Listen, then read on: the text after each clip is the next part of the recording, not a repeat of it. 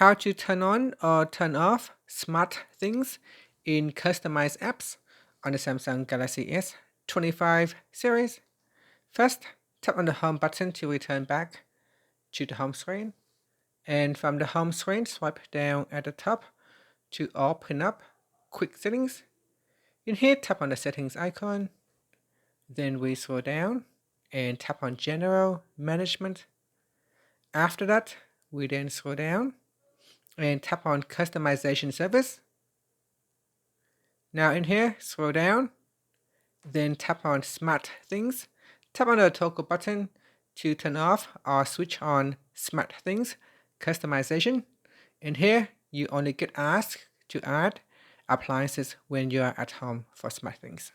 Finally, you can tap on the home button to return back to the home screen. Thank you for watching this video.